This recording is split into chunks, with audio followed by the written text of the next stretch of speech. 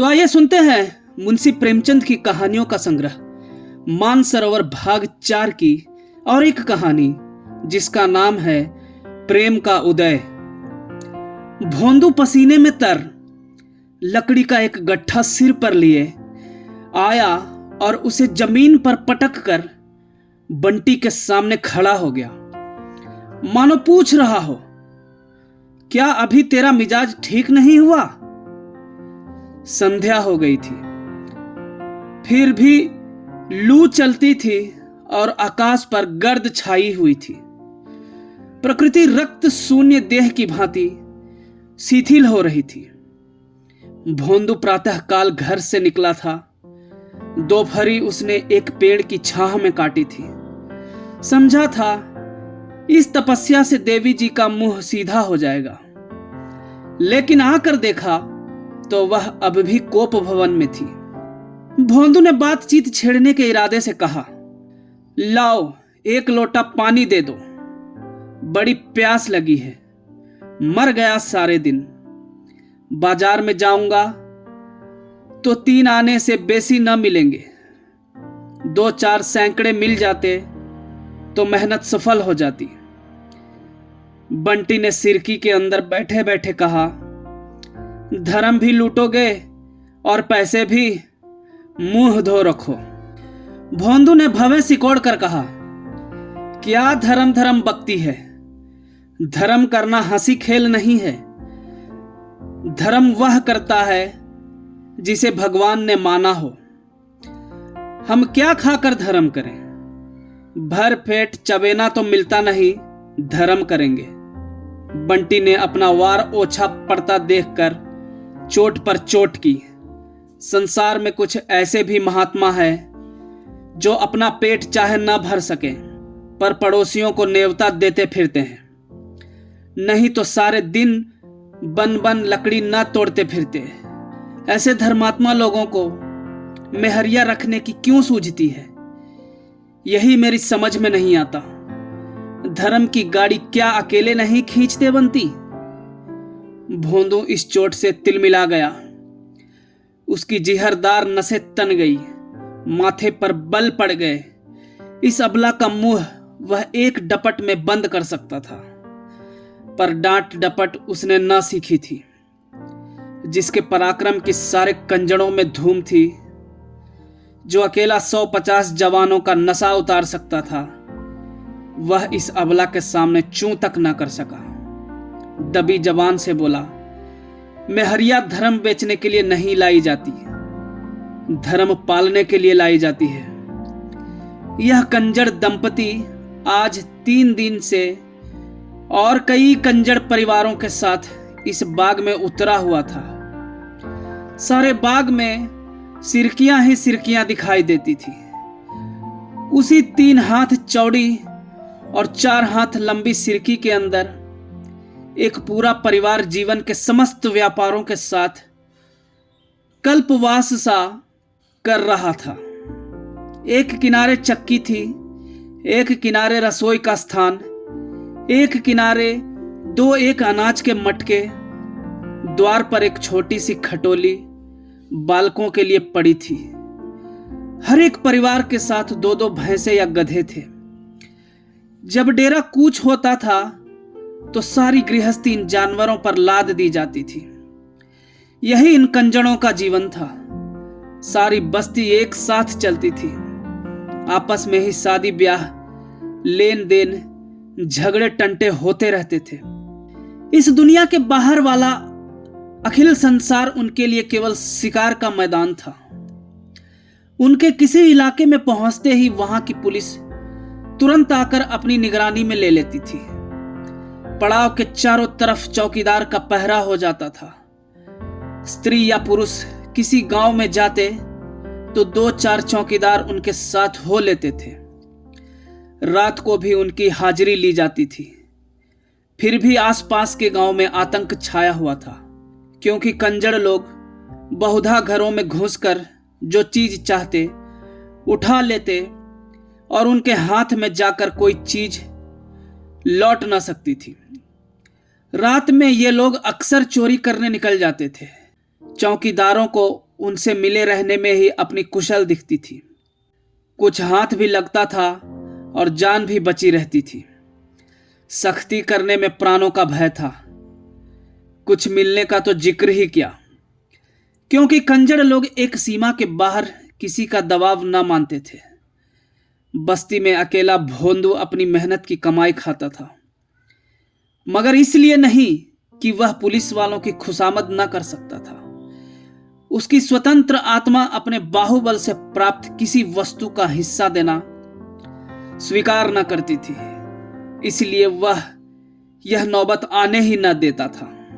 बंटी को पति की यह आचार निष्ठा एक आंख न भाती थी। उसकी और बहनें नई नई साड़ियां और नए नए आभूषण पहनती तो बंटी उन्हें देख देख कर पति की अकर्मण्यता पर कुढ़ती थी।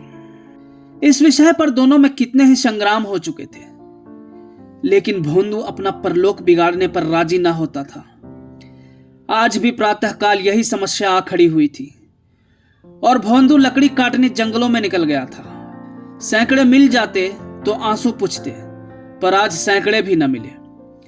बंटी ने कहा, जिनसे कुछ नहीं हो सकता वही धर्मात्मा बन जाते हैं। राड अपने माड़ में ही खुश है। भोंदू ने पूछा, तो मैं निखट्टू हूं? बंटी ने इस प्रश्न का सीधा साधा उत्तर न देकर कहा, मैं क्या जानूं तुम क्या हो। मैं तो यही जानती हूं कि यहां धेले धेले की चीज के लिए तरसना पड़ता है। यही सबको पहनते ओढ़ते हंसते खेलते देखती हूं। क्या मुझे पहनने ओढ़ने हंसने खेलने की साध नहीं है? तुम्हारे पल्ले पड़कर जिंदगानी नष्ट हो गई। भोंदू ने एक क्षण विचार मग्न रहकर कहा, जानती है पकड़ा जाऊंगा तो 3 साल से कम की सजा न होगी। बंटी विचलित न हुई, बोली, जब और लोग नहीं पकड़े जाते तो तुम ही पकड़े जाओगे। और लोग पुलिस को मिला लेते हैं, थानेदार के पांव सहलाते हैं, चौकीदार की खुशामद करते हैं। तू चाहती है मैं भी औरों की तरह सबकी चिरौरी करता फिरूं? बंटी ने अपना हठ न छोड़ा। मैं तुम्हारे साथ सती होने नहीं आई, फिर तुम्हारे छुरे गड़ासे को कोई कहां तक डरे। जानवर को भी जब घास भूसा नहीं मिलता तो पगहा तुड़ाकर किसी के खेत में बैठ जाता है। मैं तो आदमी हूं। भोंदू ने इसका कुछ जवाब न दिया। उसकी स्त्री कोई दूसरा घर कर ले, यह कल्पना उसके लिए अपमान से भरी थी। आज बंटी ने पहली बार यह धमकी दी। अब तक भोंदू इस तरफ से निश्चिंत था, अब यह नई संभावना उसके सम्मुख उपस्थित हुई। उस दुर्दीन को वह अपना काबू चलते अपने पास ना आने देगा। आज भोंदू की दृष्टि में वह इज्जत नहीं रही, वह भरोसा नहीं रहा। मजबूत दीवार को टिकाने की जरूरत नहीं। जब दीवार हिलने लगती है तब हमें उसको संभालने की चिंता होती है। आज भोंदू को अपनी दीवार हिलती हुई मालूम होती थी। आज तक बंटी अपनी थी। वह जितना अपनी ओर से निश्चिंत था उतना ही उसकी ओर से भी था। वह जिस तरह खुद रहता था उसी तरह उसको भी रखता था। जो खुद खाता था वही उसको खिलाता था। उसके लिए कोई विशेष फिक्र ना थी, पर आज उसे मालूम हुआ कि वह अपनी नहीं है। अब उसका विशेष रूप से सत्कार करना होगा, विशेष रूप से दिलजोई करनी होगी। सूर्यास्त हो रहा था। उसने देखा उसका गधा चरकर चुपचाप सिर झुकाए चला आ रहा है। भोंदू ने कभी उसकी खाने पीने की चिंता न की थी, क्योंकि गधा किसी और को अपना स्वामी बनाने की धमकी न दे सकता था। भोंदू ने बाहर आकर आज गधे को पुचकारा, उसकी पीठ सहलाई और तुरंत उसे पानी पिलाने के लिए डोल और रस्सी लेकर चल दिया। इसके दूसरे ही दिन कस्बे में एक धनी ठाकुर के घर चोरी हो गई। उस रात को भोंदू अपने डेरे पर न था। बंटी ने चौकीदार से कहा, वह जंगल से नहीं लौटा। प्रातःकाल भोंदू आ पहुंचा। उसकी कमर में रुपयों की एक थैली थी, कुछ सोने के गहने भी थे। बंटी ने तुरंत गहनों को ले जाकर एक वृक्ष की जड़ में गाड़ दिया। रुपयों की क्या पहचान हो सकती थी? भोंदू ने पूछा, अगर कोई पूछे इतने सारे रुपए कहां मिले तो क्या कहोगी? बंटी ने आंखें नचाकर कहा, कह दूंगी। क्यों बताऊं? दुनिया कमाती है तो किसी को हिसाब देने जाती है, हम ही क्यों अपना हिसाब दें? भोंदू ने संदिग्ध भाव से गर्दन हिलाकर कहा, यह कहने से गला ना छूटेगा बंटी। तू कह देना मैं 3-4 मास से 2-2, 4-4 रुपए महीना जमा करती आई हूं। हमारा खर्च ही कौन बड़ा लंबा है। दोनों ने मिलकर बहुत से जवाब सोच निकाले। जड़ी बूटियां बेचते हैं, एक एक जड़ी के लिए मुट्ठी मुट्ठी भर रुपए मिल जाते हैं। खस, सैकड़े जानवरों की खाले, नख और चर्बी सभी बेचते हैं। इस ओर से निश्चिंत होकर दोनों बाजार चले। बंटी ने अपने लिए तरह तरह के कपड़े, चूड़ियां, टिकुलियां, बुंदे, सेंदूर, पान, तमाकू, तेल और मिठाई ली। फिर दोनों जने शराब की दुकान गए, खूब शराब पी। फिर 2 बोतल शराब रात के लिए लेकर दोनों घूमते घामते, गाते बजाते घड़ी रात गए, डेरे पर लौटे। बंटी के पांव आज जमीन पर न पड़ते थे। आते ही बन ठन कर पड़ोसियों को अपनी छवि दिखाने लगी। जब वह लौटकर अपने घर आई और भोजन पकाने लगी, तब पड़ोसियों ने टिप्पणियां करनी शुरू की कि कहीं गहरा हाथ मारा है। बड़ा धर्मात्मा बना फिरता था, बगला भगत है। बंटी तो आज जैसे हवा में उड़ रही है। आज भोंदुआ की कितनी खातिर हो रही है, नहीं तो कभी एक लुटिया पानी देने भी न उठती थी। रात को भोंदू को देवी की याद आई। आज तक कभी उसने देवी की वेदी पर बकरे का बलिदान न किया था। पुलिस को मिलाने में ज्यादा खर्च था, कुछ आत्मसम्मान भी खोना पड़ता।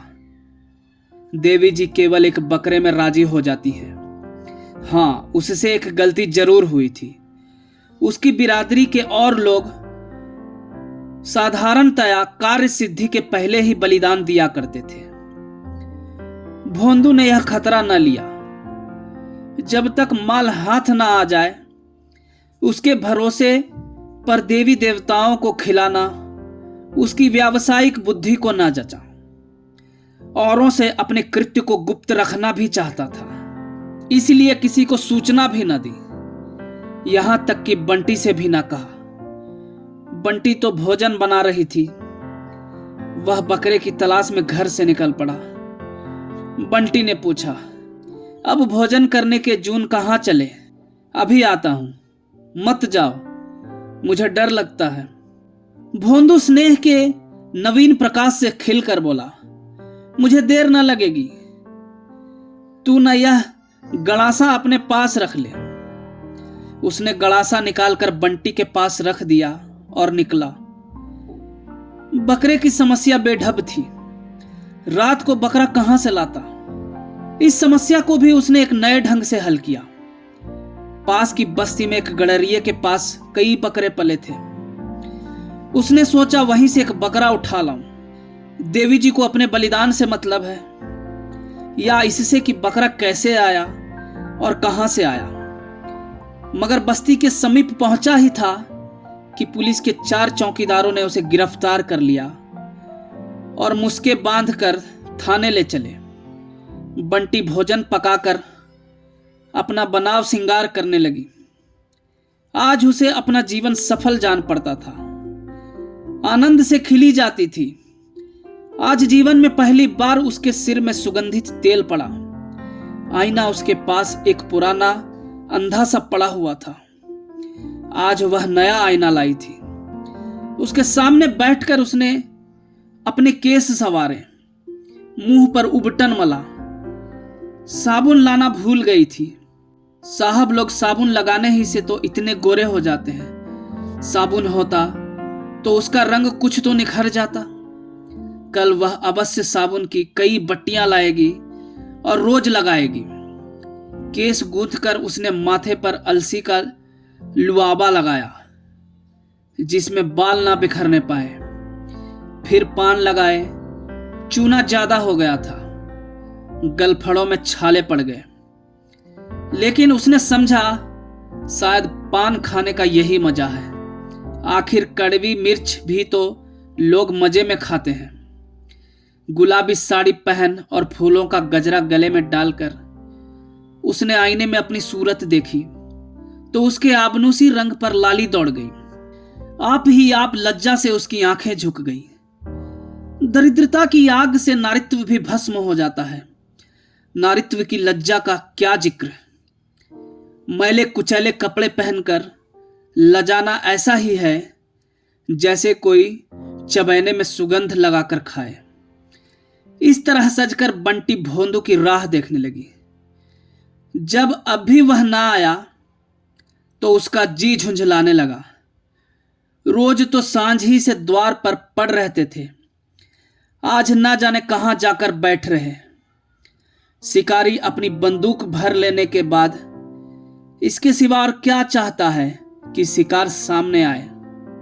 बंटी के सूखे हृदय में आज पानी पड़ते ही उसका नारित्व अंकुरित हो गया।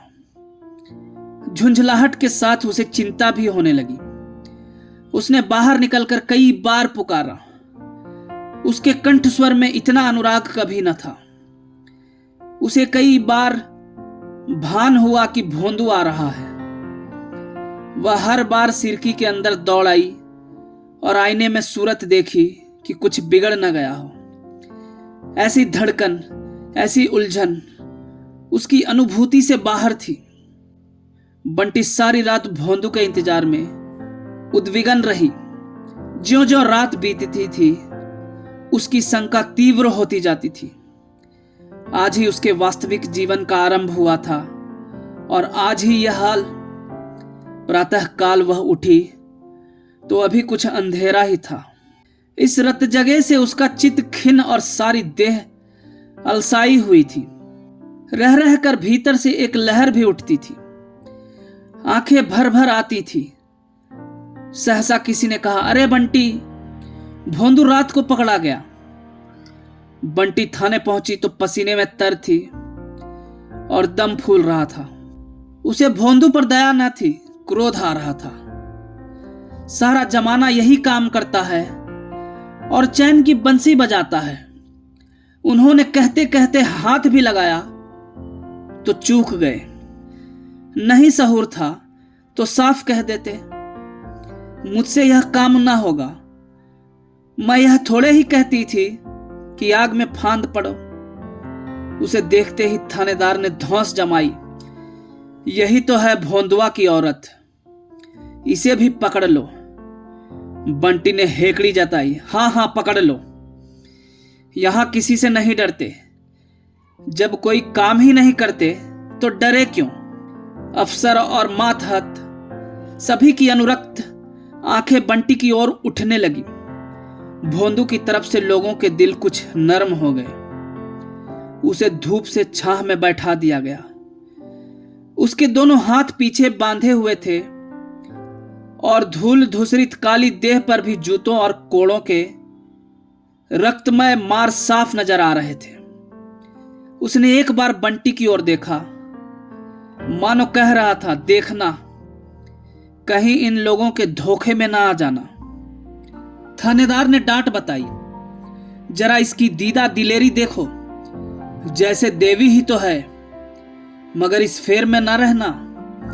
यहां तुम लोगों की नस नस पहचानता हूं। इतने कोड़े लगाऊंगा कि चमड़ी उड़ जाएगी, नहीं तो सीधे से कबूल दो, सारा माल लौटा दो, इसी में खैरियत है। भोंदू ने बैठे बैठे कहा, क्या कबूल दें? जो देश को लूटते हैं उनसे तो कोई नहीं बोलता। जो बेचारे अपनी गाढ़ी कमाई की रोटी खाते हैं उनका गला काटने को पुलिस भी तैयार रहती है। हमारे पास किसी को नजर भेंट देने के लिए पैसे नहीं हैं। थानेदार ने कठोर स्वर से कहा, हाँ हाँ, जो कुछ कोर कसर रह गई हो वह पूरी कर दे, किरकिरी ना होने पाए। मगर इन बैठक बाजियों से बच नहीं सकते।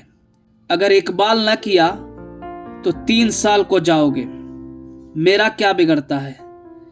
अरे छोटे सिंह, जरा लाल मिर्च की धुनी तो दो इसे। कोठरी बंद करके पसेरी भर मिर्चें सुलगा दो, अभी माल बरामद हुआ जाता है। भोंदू ने टिढ़ाई से कहा, दरोगा जी, बोटी काट डालो, लेकिन कुछ हाथ न लगेगा।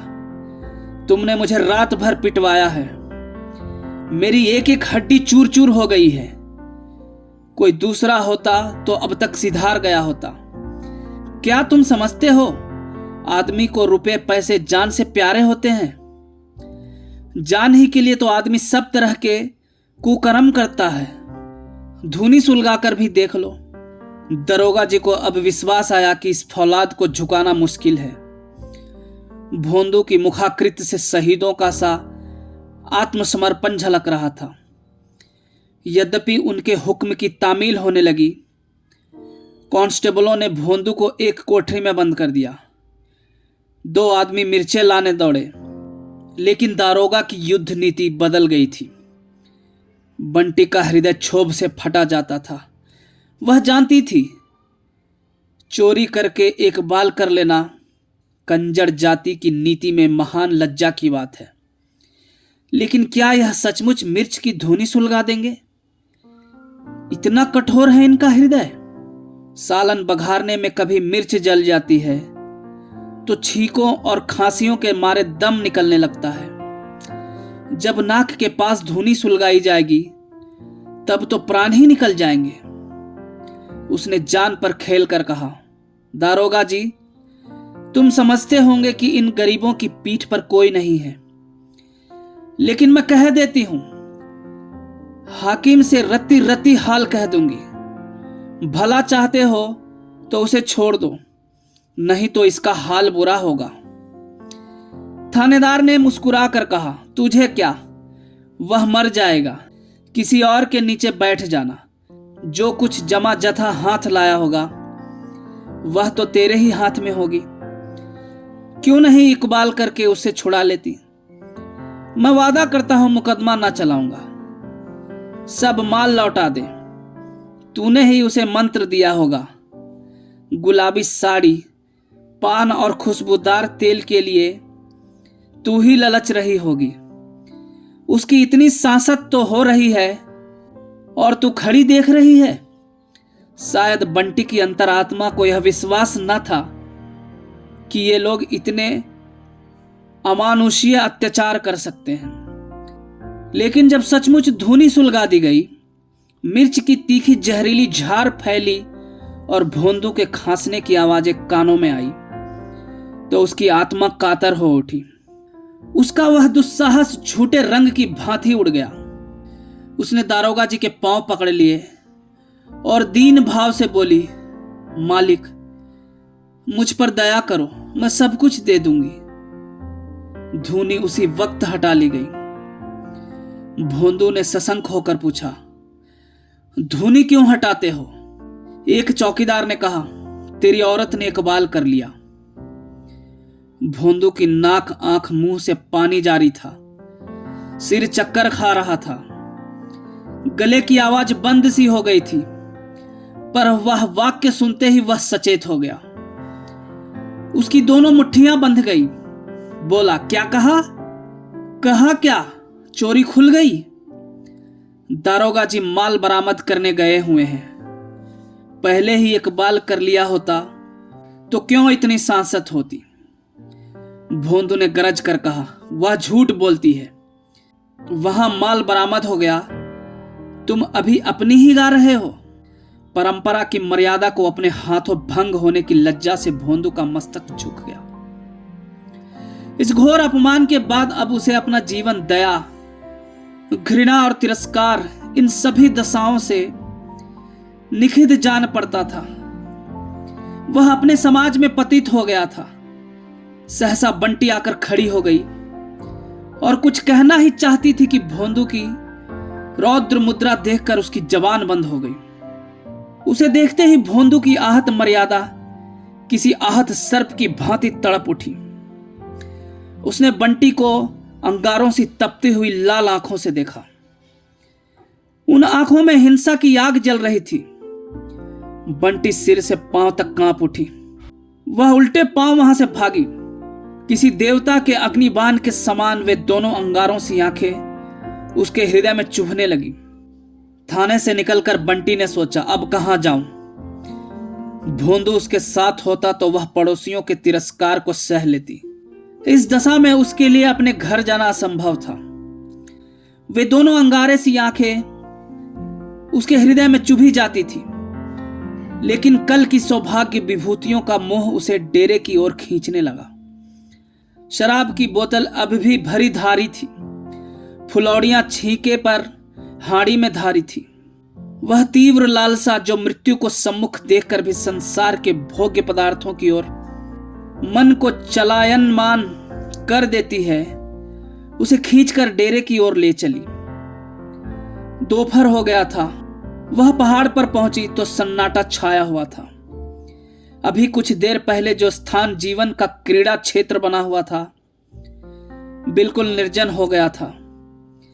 बिरादरी वालों के तिरस्कार का सबसे भयंकर रूप था। सभी ने उसे त्याज्य समझ लिया। केवल उसकी सिरकी उस निर्जनता में रोती हुई खड़ी थी। बंटी ने उसके अंदर पांव रखे तो उसके मन की कुछ वही दशा हुई जो अकेला घर देखकर किसी चोर की होती है। कौन कौन सी चीज समीटे। उस कूटी में उसने रो रो कर 5 वर्ष काटे थे, पर आज उसे उससे वही ममता हो रही थी जो किसी माता को अपने दुर्गुनी पुत्र को देखकर होती है, जो बरसों के बाद परदेश से लौटा हो। हवा से कुछ चीजें इधर उधर हो गई थी। उसने तुरंत उन्हें संभाल कर रखा। फुलौड़ियों की हांडी छीके पर कुछ ठंडी हो गई थी। शायद उस पर बिल्ली झपटी थी। उसने जल्दी से हांडी उतार कर देखी। फुलौड़ियां अछूती थी। पान पर जो गीला कपड़ा लपेटा था वह सूख गया था। उसने तुरंत कपड़ा तर कर दिया। किसी के पांव की आहट पाकर उसका कलेजा धक से हो गया। भोंदू आ रहा है। उसकी वह दोनों अंगारे सी आंखें, उसके रोए खड़े हो गए। भोंदू के क्रोध का उसे 2-1 बार अनुभव हो चुका था, लेकिन उसने दिल को मजबूत किया। क्यों मारेगा? कुछ कहेगा, कुछ पूछेगा, कुछ सवाल जवाब करेगा कि यूं ही गड़ासा चला देगा। उसने उसके साथ कोई बुराई नहीं की। आफत से उसकी जान बचाई। मरजाद जान से प्यारी नहीं होती। भोंदू को होगी, उसे नहीं है। क्या इतनी सी बात के लिए वह उसकी जान ले लेगा? उसने सिरकी के द्वार से झांका। भोंदू ना था, केवल उसका गधा चला आ रहा था। बंटी आज उस अभागे से गधे को देखकर ऐसी प्रसन्न हुई मानो अपना भाई नैहर से बतासों की पोटली लिए थका मांदा चला आता हो। उसने जाकर उसकी गर्दन सहलाई और उसके थुथन को अपने मुंह से लगा लिया। वह उसे फूटी आंखों से ना भाता था, पर आज उससे उसे कितनी आत्मीयता हो गई थी। वह दोनों अंगारे सी आंखें उसे घूर रही थी। वह सिहर उठी। उसने फिर सोचा, क्या किसी तरह न छोड़ेगा? वह रोती हुई उसके पैरों पर गिर पड़ेगी, क्या तब भी न छोड़ेगा? इन आंखों की वह कितनी सराहना किया करता था। इनमें आंसू बहते देखकर भी उसे दया ना आएगी। बंटी ने चुक्कड़ में शराब उंडेल कर पी ली और छींके से फुलौड़ियां उतार कर खाई। जब उसे मारना ही है तो साथ क्यों रह जाए। वह दोनों अंगारे सी आंखें उसके सामने चमक रही थी। दूसरा चुक्कड़ भरा और पी गई। जहरीला ठर्रा जिसे दोपहर की गर्मी ने और भी घातक बना दिया था, देखते देखते उसके मस्तिष्क को खौलाने लगा। बोतल आधी हो गई थी। उसने सोचा, भोंदू कहेगा, तूने इतने दारू क्यों पी? तो वह क्या कहेगी? कह देगी, हां पी, क्यों ना पिए, इसी के लिए तो वह सब कुछ हुआ। वह एक बूंद भी ना छोड़ेगी। जो होना हो। भोंदू उसे मार नहीं सकता। इतना निर्दयी नहीं है, इतना कायर नहीं है। उसने फिर चुक्कड़ भरा और पी गई। 5 वर्ष के वैवाहिक जीवन की अतीत स्मृतियां उसकी आंखों के सामने खींच गई। सैकड़ों ही बार दोनों में गृह युद्ध हुए थे। आज बंटी को हर बार अपनी ज्यादती मालूम हो रही थी। बेचारा जो कुछ कमाता है उसी के हाथों पर रख देता है। अपने लिए कभी एक पैसे की तंबाकू भी लेता है तो पैसा उसी से मांगता है। भोर से सांझ तक बन बन फिरा ही तो करता है। जो काम उसी से नहीं होता वह कैसे करे। एकाएक एक कांस्टेबल ने आकर कहा, अरे बंटी कहाँ है? चल देख, भोंदुआ का हाल बेहाल हो रहा है।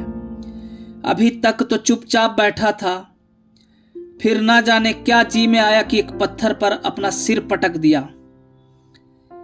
लहू बह रहा है। अगर हम लोग दौड़कर पकड़ न लेते तो जान ही दे दी थी। 1 महीना बीत गया था। संध्या का समय था। काली काली घटाएं छाई थी और मूसलाधार वर्षा हो रही थी। भोंदू की सिर की अब भी निर्जन स्थान पर खड़ी थी। भोंदू खटोली पर पड़ा हुआ था। उसका चेहरा पीला पड़ गया था और देह जैसे सूख गई थी। वह सशंक आंखों से वर्षा की ओर देखता है। चाहता है उठकर बाहर देखूं, पर उठा नहीं जाता। बंटी सिर पर घास का एक बोझ लिए पानी में लथपथ आती दिखलाई दी। वही गुलाबी साड़ी है, पर तार तार, किंतु उसका चेहरा प्रसन्न है। विषाद और ग्लानि के बदले आंखों से अनुराग टपक रहा है। गति में वह चपलता, अंगों में वह सजीवता है जो चित्त की शांति का चिन्ह है। भोंदू ने छिन्न स्वर में कहा, तू इतना भीग रही है, कहीं बीमार पड़ गई तो कोई एक घूंट पानी देने वाला भी न रहेगा। मैं कहता हूं तू क्यों इतना मरती है? 2 गट्ठे तो बेच चुकी थी, तीसरा गट्ठा लाने का काम क्या था? यह हाड़ी में क्या लाई है? बंटी ने हाड़ी को छिपाते हुए कहा, कुछ तो नहीं है। कैसी हाड़ी? भोंदू जोर लगाकर खटोली से उठा, अंचल के नीचे छिपी हुई हाड़ी खोल दी और उसके भीतर नजर डालकर बोला, अभी लौटा, नहीं तो मैं हाड़ी फोड़ दूंगा। बंटी ने धोती से पानी निचोड़ते हुए कहा, जरा आईने में सूरत देखो। घी दूध कुछ न मिलेगा तो कैसे उठोगे? कि सदा खाट पर सोने का ही विचार है? भोंदू ने खटोली पर लेटते हुए कहा, अपने लिए तो एक साड़ी नहीं लाई, कितना कह के हार गया। मेरे लिए घी और दूध सब चाहिए, मैं घी ना खाऊंगा। बंटी ने मुस्कुराकर कहा, इसलिए तो घी खिलाती हूं कि तुम जल्दी से काम धंधा करने लगो और मेरे लिए साड़ी लाओ। भोंदू ने मुस्कुराकर कहा, तो आज जाकर कहीं सेंधा मारूं? बंटी ने उसके गाल पर एक ठोकर देकर कहा, पहले मेरा गला काट देना, तब जाना। धन्यवाद।